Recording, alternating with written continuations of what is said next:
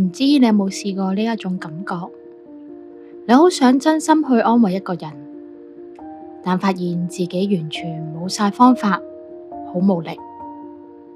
對方只係當你一個情緒垃圾桶。你聽聽下，發現自己竟然同佢一樣，慢慢變成一個充滿怨氣嘅人。我係一位花藝與智慧實踐嘅療癒者，同普通人一樣都有挫折同行唔通嘅時候。我能夠陪伴每一顆疲憊嘅心，找回內在嘅秩序與美感。呢個頻道係分享花藝美學以及種子力量去實踐生活嘅轉變。我有一個同事，唔知由幾時開始，佢好鍾意將佢嘅唔開心嘅事話俾我聽。一開頭都只係呻下，因為工作上面總會有一啲事情係因為人事嘅關係而產生誤會，或者唔一樣嘅做事方法。但漸漸咁樣，我發現佢喺工作崗位上開始有好多唔同嘅不滿。例如有啲事唔係佢做嘅，變成係佢做嘅，或者只係講一講其他同事唔同嘅做法。當我發現佢鍾意有人讚佢做得好，同埋只係講佢自己嘅睇法，有時候講啲嘢好似冇一個直接嘅關係，只係抒發佢嘅感受，只係放大佢嗰種負能量嘅情緒。當我俾實質嘅意見俾佢嘅時候，佢只係聽到一啲負能量嘅東西，例如唔好做呢份工啦、辭職啦，或者只係講佢自己想講嘅說話。我發現佢繼續喺一個負能量嘅漩渦當中不停咁樣循環，最後發生情緒困擾，講下就喊，或者情緒低落。當我建議佢做一啲可以舒緩情緒嘅事嘅時候，佢未必啱聽。因為咁，我發現自己嘅感覺好唔對路。佢一直唔停咁樣向我講佢嘅事，有陣時連續好幾個訊息，基本上消化佢嘅說話同俾反應佢嘅時候都要幾十分鐘。而且我亦察覺到每一次同佢溝通都覺得好攰。究竟發生咩事呢？呢件事困擾咗我一段時間，一直感到當我對住佢嘅時候出現心力交瘁嘅疲憊感，而我又唔想拒絕佢同我傾訴嘅事，畢竟我可以聆聽同埋了解佢。除咗安慰同埋聆聽，我仲可以做啲咩呢？於是我開始將呢件事寫落我嘅種子日記簿度，嘗試揾一揾引發情緒嘅答案同埋解決方法。經過一段時間嘅梳理同埋觀察，我開始有咗啲眉目啦。我哋嘅信念認知，我稱為行為模式或者價值觀，係嚟自我哋原生嘅家庭、社會文化以及後天嘅習慣、宗教、成長記憶構成我哋今日嘅個人信念。信念認知係人類嘅保護機制，就好似遇到危險嘅時候，大腦會同你讀取過往嘅記憶，釋放恐懼感，令你離開危險嘅地方。通過呢件事嘅記錄同埋反思，需要一個好強大嘅信念認知調整。我發現原來無力感係嚟自於我自己對對方嘅互動中產生錯誤嘅感受。喺種子力量裏邊提及，種子係無意識同埋有意識間種入心田。每一擔子有65粒嘅種子，種在我哋嘅種子倉庫。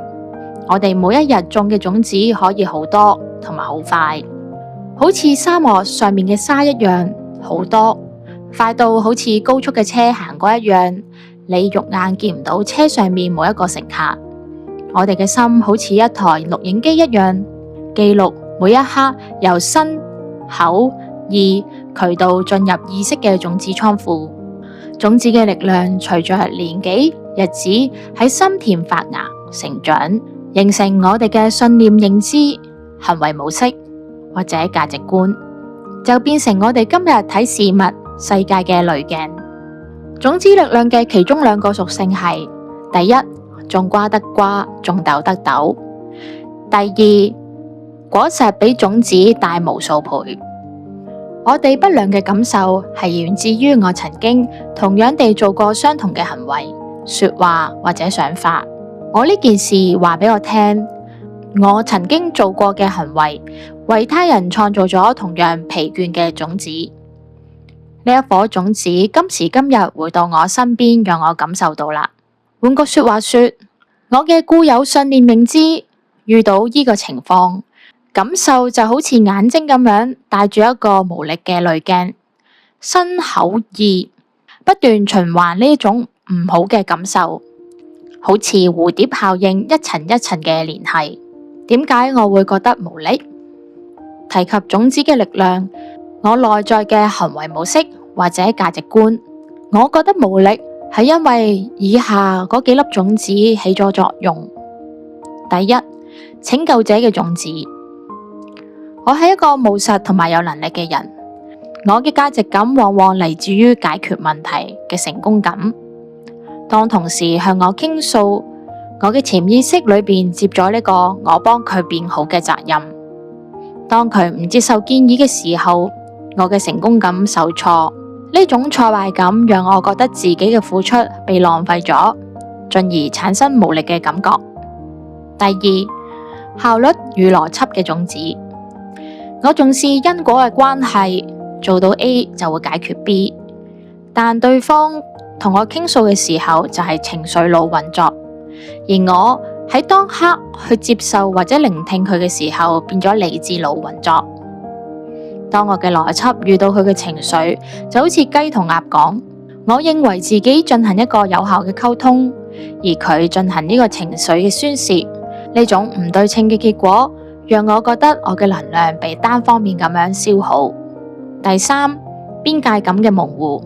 一開始我以為係正常嘅職場交流，所以打開咗我嘅心門。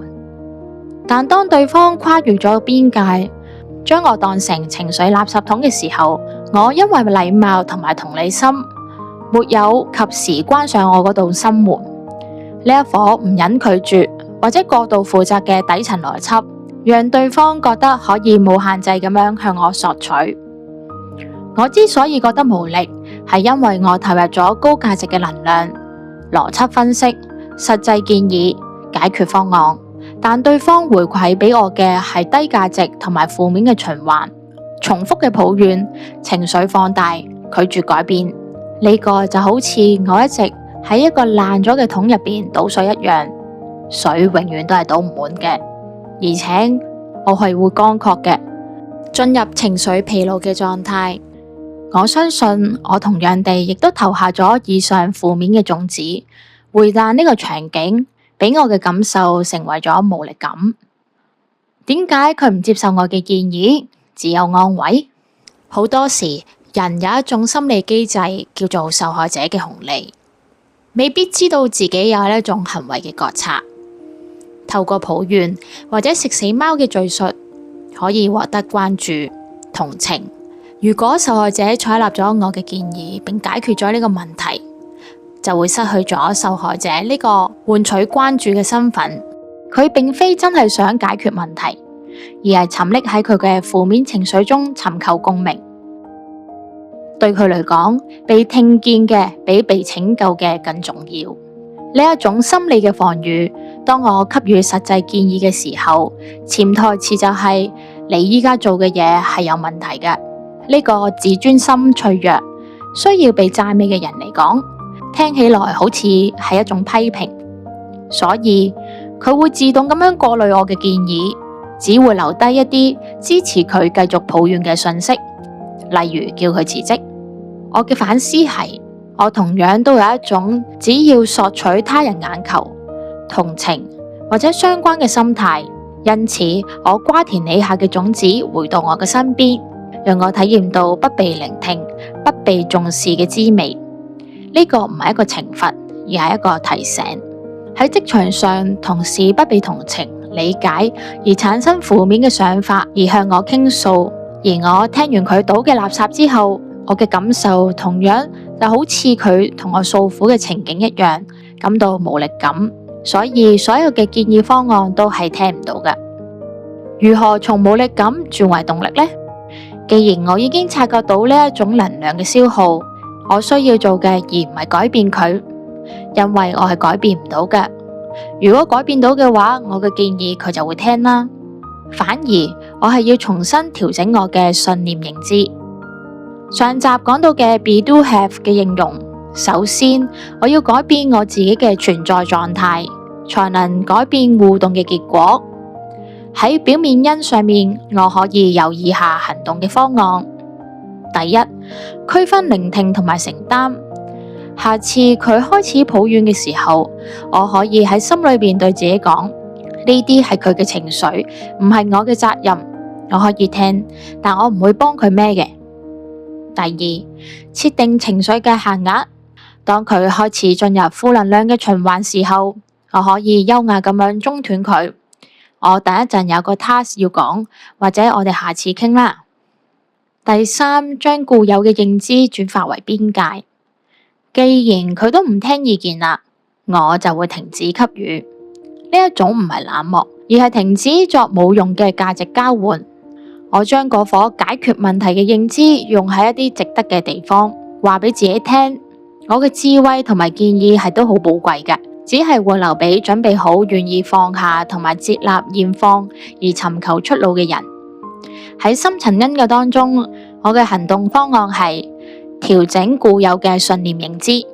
剛才提及嘅不被聆聽、不被尊重、不斷索取、不停負能量，就好似一個怨婦一樣。如果我見到呢啲特質嘅時間，同時亦證明我擁有呢一啲嘅特質。皆因種子力量嘅核心係，所有事情嘅發生都來自於自己。佢係由觀察者定義外在嘅事物，帶來唔同嘅感受。正如蜂蜜見到百合花，佢會將佢視為食物；人類見到百合花，人類會視佢為花，觀賞嘅事物。當理解到呢個理論嘅時候，我哋就會容易轉念，即係會睇到唔同嘅角度。